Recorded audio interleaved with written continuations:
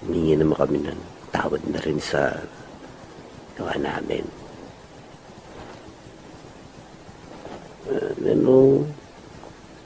Mahalaga tawad na akong Pepsi, mga nagawa ko sa kanya. Komedyanteng si Richie D'Orsi nagsalita na noon about sa ginawa nila kay Pepsi Paloma.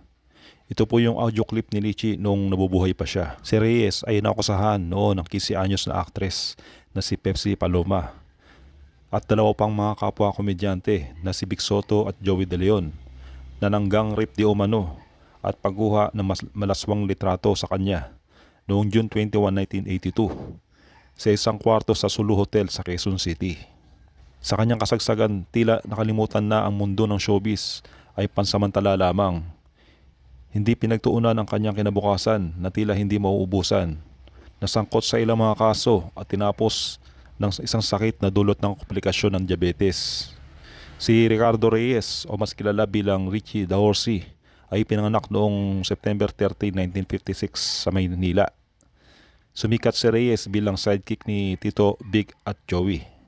Ginawa niya ang kanyang debut sa telebisyon sa Discorama. Naging bahagi ng School Bukol at sumali sa Itbulaga noong 1979. Kasama rin siya sa Todas o Television Outrageous Delightful All-Star Show mula 1981 hanggang 1989. Nagkaroon siya ng 37 mga pelikula at 5 naman sa telebisyon. Si Tito Soto ang nakatukla sa kanya habang nagpe-perform siya sa isang folk house sa West Avenue, Quezon City. Binigyan siya ni Vic Soto ng screen name na Richie D'Orsi. Si Reyes ay nakusahan noon ng 15 anyos na aktres na si Pepsi Paloma at dalawa pang mga kapwa komedyante na nanggang rape di umano at pagkuha ng malaswang litrato noong June 21, 1982 sa isang kwarto sa Sulu Hotel sa Quezon City. Noong June 31, nagsampa ng formal na reklamo ang manager ni Paloma na si Ray de la Cruz kay Defense Minister Juan Ponce Enrile. Noong August 18, 1982, nagsampa si Paloma ng mga kaso na rape at acts of lasciviousness laban sa 3 personalidad sa telebisyon sa tanggapan ng Piskalya ng Quezon City. Ang krimen ng panggagahasa noong panahong iyon ay may parusang kamatayan sa Pilipinas at maupang maiwasang maipadala sa electric chair ang kanyang kapatid at ang kanyang mga kasamahang mabilis na pinuntahan ni Tito Soto si Paloma habang sinisiguro nito ang serbisyo ni Attorney Rene Cayetano. Ayon kay Paloma, pinilit siya ni Tito Soto na pumirma sa isang affidavit of resistance para ibasura ang kasong panggagasa laban sa kanyang kapatid at mga kasamahan. Naglagay umano ng pistola si Tito Soto sa mesa sa harap ni Paloma na habang nakikipag-usap.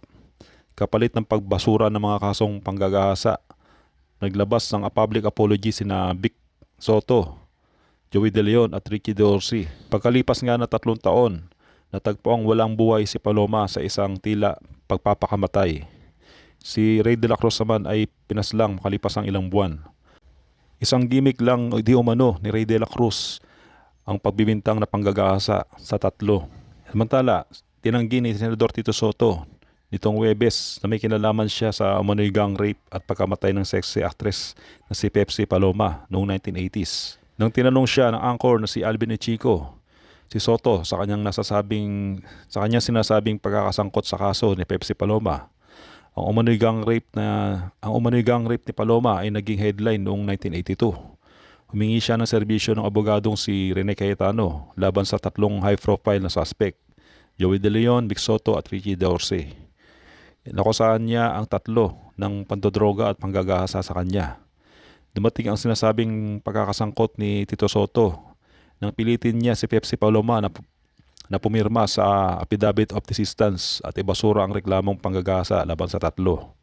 Ayon sa Philippine Daily Inquirer, naglabas ng public apology sina Joey De Leon, Vic Soto at Richie D'Orsi kay Pepsi Paloma na inilathala sa People's Journal noong October 13, 1982. Itinanggi ni Soto ang anumang pagkakasangkot sa issue. Sabi niya, una, 1988 po ako naging Vice Mayor sa Quezon City. Matagal na hong wala yung kwentong yun, sabi ni Soto. 1982 ho yung kwentong yun, so wala ho akong pakialam sa issue yan nung araw. Para ho sa kaalaman ng lahat, gimmick lang ho ni Ray de la Cruz Pepsi Palomas manager yun. Hindi ho totoo yun. Pinagtangkaan nilang magkaso kasi tinira sila ng libel ni na Vic Soto at Joey De Leon. Idinimanda sila ng libel kaya pinagtangkaan nilang balikan ang kaso, sabi ni Soto. Hindi po totoo yun, wala pong katotohanan, sabi niya. Sinabi rin ni Soto na wala siyang kilalaman sa pagkamatay ni Paloma 3 taon matapos ang umunoy insidente ng panggagasa ng gang rape. Siya ay matagpuang walang buhay sa loob ng kanyang apartment sa isang tila pagpapakamatay. Sinisi ng senador ang pagkamatay ng sexy actress sa umano'y paggamit ng droga. Samantala, Daryl Yap nagsalita na. Iisa lang ang pinagmulan namin ni Pepsi Paloma. Pareho kaming mga Olongapeño.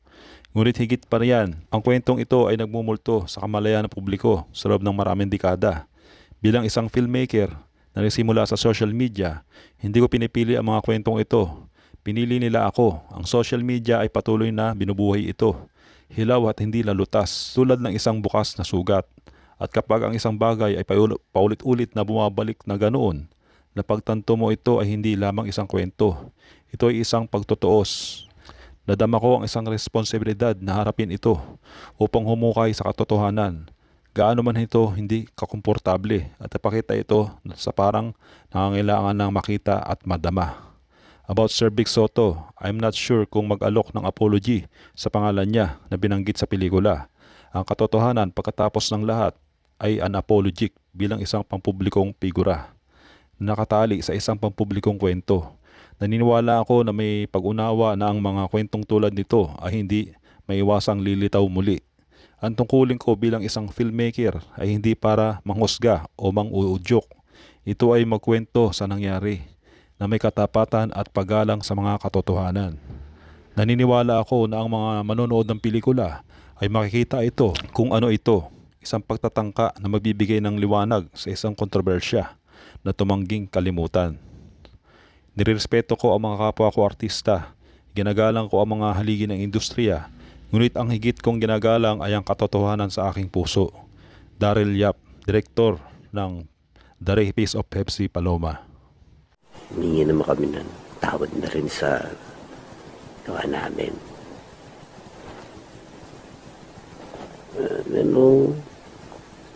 Mahalaga tawad na akong Pepsi, mga gawa ko sa kanya.